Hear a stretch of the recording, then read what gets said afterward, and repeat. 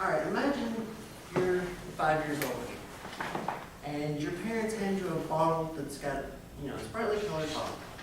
You open it up, it's got a stick, you pull it out and it's got soapy water dripping from it. Your parents tell you to lightly blow a puff of air through the hole at the end. And all of a sudden you see a round, kind of opaque or float. And it's floating on the air, and then all of a sudden it pops.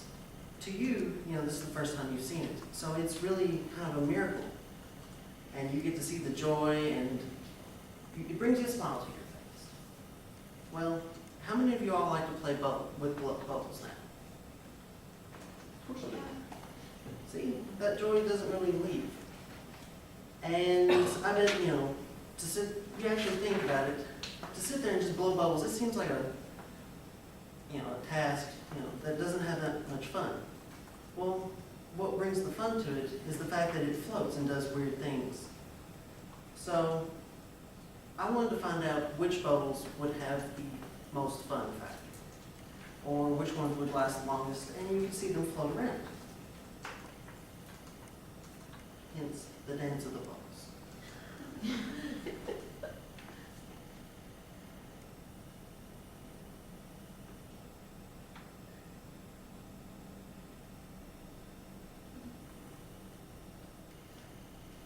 I started off by finding recipes for 3 different bubble solutions.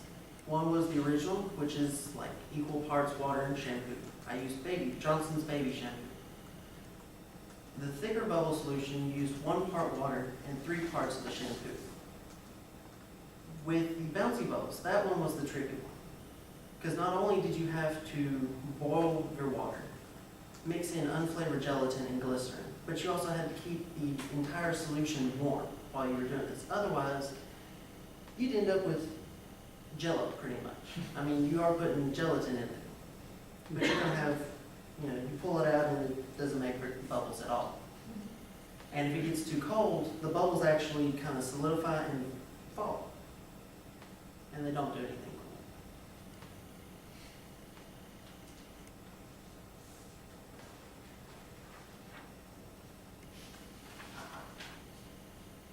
So, for each bubble solution, I blew 20 bubbles each, one at a time, and recorded their lifespan.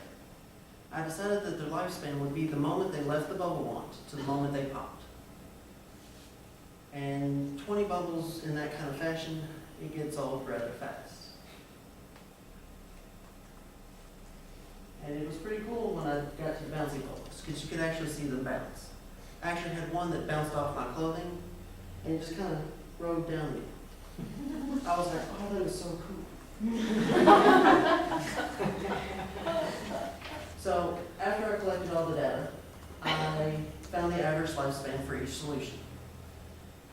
As you can see, there's, pretty good differences, but I wanted to see if they were statistically significant. In which case I used multiple t-tests. And I wanted to be 95% confident. And there's only one that even came close, and that was the original versus the thick.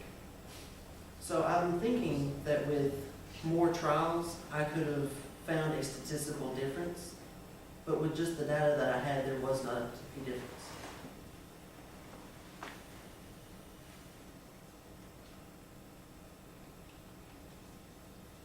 So, my hope to find the best bubble kind of popped. So I had to, I failed to reject the null hypothesis, that there was any difference in the solutions. In the solution? Oh, no, that was even fun. I thought that was funny. So are there any questions? How long does this whole thing take you? About an hour. Is that including making the 3rd solution? Yeah.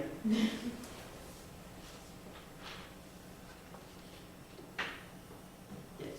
Do you think that you would have a different result if you used maybe like an adult shampoo? I mean, something that's a little bit more strong, or like different forms type shampoo? I don't know. The recipe that I found was the one given to the website by the National, or National Science Museum for Canada. And that was their one, and that's how they made their bouncy bubbles and their thicker bubbles. Because the thick bubbles, what their significance was, is that you can actually blow bubbles within the bubbles. Because this film is thicker, and it'll hold up to having bubbles within bubbles.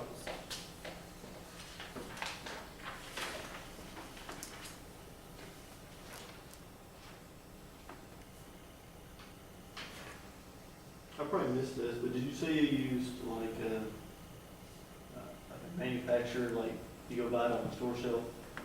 No, I created all three of the solutions.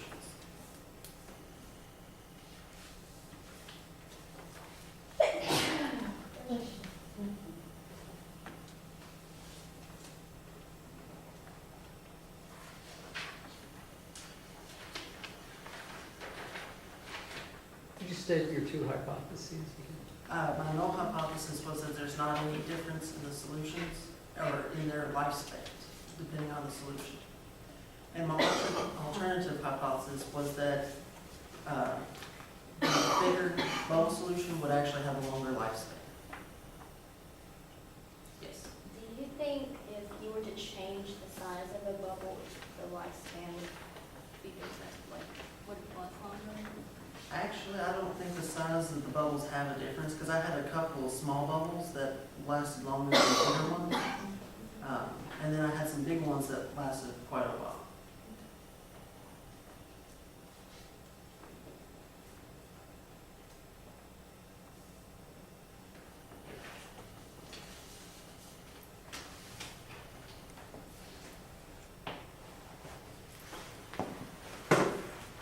We went on